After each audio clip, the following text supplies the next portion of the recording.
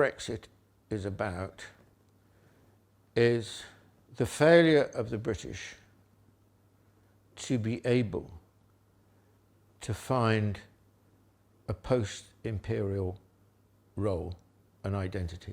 Now, this is a kind of romantic, pseudo-historical version of Britain's history, which is, of course, partly about Britain as an island. It's very important. You can't understand Britain without this fact. It's not joined to continental Europe geographically. And it's partly because Britain was, had a big empire, so it didn't primarily look to Europe. And it built its empire, it had a first industrial revolution, it built its empire on the back of that, really. And so it's got this notion of, it's done it on its own. Of course, this is, for example, take the Second World War.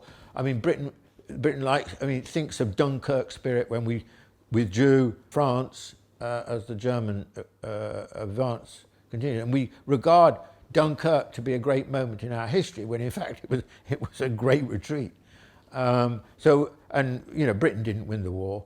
There were two major elements that won the war. Britain, of course, made a contribution. One was the Red Army of the Soviet Union, which made the biggest single contribution to defeating the Nazis, and the other was American aid to Europe and to Britain. Those were the two, and also to its own forces. So those were the two major factors. So Britain has this romantic view of its history of standing alone, and we've never don't get too close to Europe and so on. I mean, the British became intensely involved in debating the loss of empire after the Second World War and the need to find a new role. And part of that solution was becoming a junior partner of the United States, but then in the early 70s to join with the European Union and the other major European powers. And looking back on it, clearly there was a section of British opinion that was never really engaged or accepted this kind of proposition. And eventually, when there was a referendum in 2016 or whatever it was, it was narrowly defeated, and we should leave. And what I think that says is that Britain has been historically unable to come to terms with its own decline.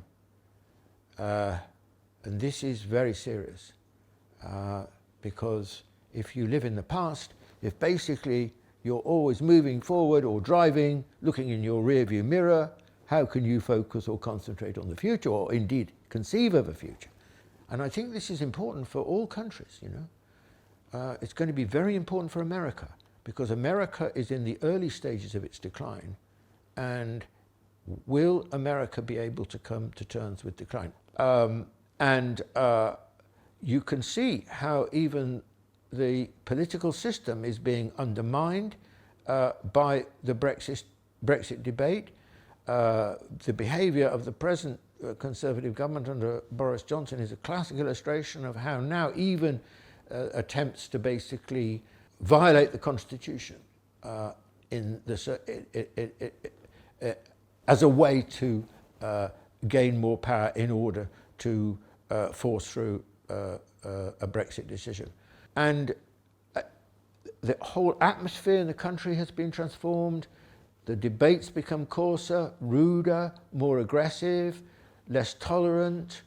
Brexit totally dominated all political discussion for the last 3 years, overwhelmingly. Everything else has been relegated, everything.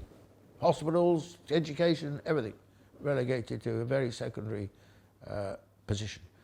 Although Britain economically was such a difficult position, it would need to have trade with China. Alternatively, we might leave with some kind of deal, some kind of continuing relationship with the European Union and so on. But the future is very difficult to perceive, and whichever way you look at it, it's extremely difficult to be optimistic.